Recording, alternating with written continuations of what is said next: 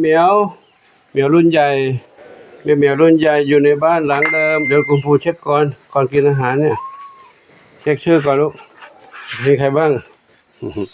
นี่น้องทัพทวีก่อนกันศรีสุดานี่ใครบุญนำบัวขาว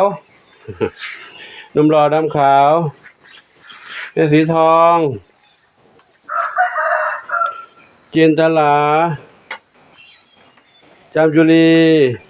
นี่ใครดำๆนี่บุญทรงหนุ่มหล่อดำขาวแพนด้าหนวดอันนี้ใครอีกสีลูกสี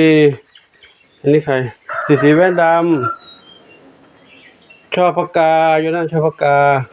อยู่แล้วนอนนวรัตน์กับส้มขาวเล็ก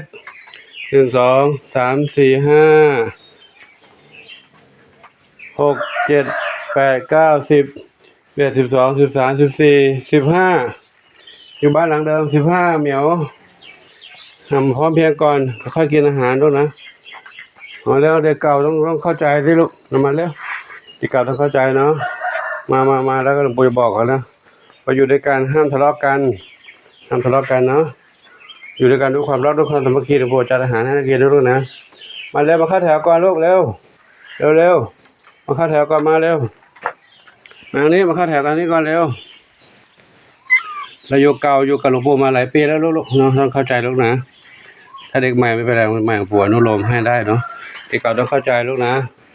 เป็นเด็กเก่าแล้วอย่าดื้ออย่าซนอย่าให้หลวงปู่ต้องเหนื่อยนะลูกนะหลวงปู่เหนื่อยแล้วหาข้าวหาน้ำหาอะไรให้กินเนาะต้องเห็นใจหลวงปู่ลูกนะอย่าดื้ออย่าซนลูกเด้อได้กินอาหารนะลูกหลวงปู่จัดให้นะหลวงปู่ขออะไรพร้อมยังแล้วต้องเงียบสงบนะเดี๋ยวให้กินอาหารนะลูกนะอันนี้ปู่ขอยุติเท่านี้ก่อนเนาะเพราะว่าการให้อาหารนี่ไม่ทันมือไม่สะดวกมือไม่สะดวกถือกล้องไม่ได้ถือกล้องก็กล้องตั้งไว้เฉยๆก็ไม่ได้เนาะเดี๋ยวจะได้จัดอาหารให้เขากินทีนี้เด็กเก่าอยู่บ้านหลังเดิมนี่แหละเนาะบ้านหลังเดิมเดี๋ยวปู่รอกันเลยกว่านะ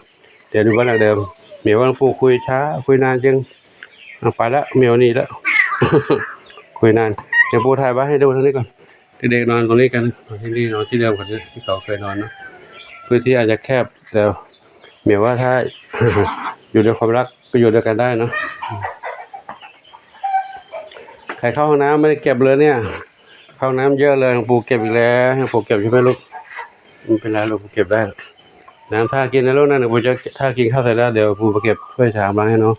กับขออนุโมทนาสาธุขออำนวยพรทุกคนท่านที่ได้รับชมคลิปหลวงปู่มีความรักความเมตตาต่อน้องเหมียว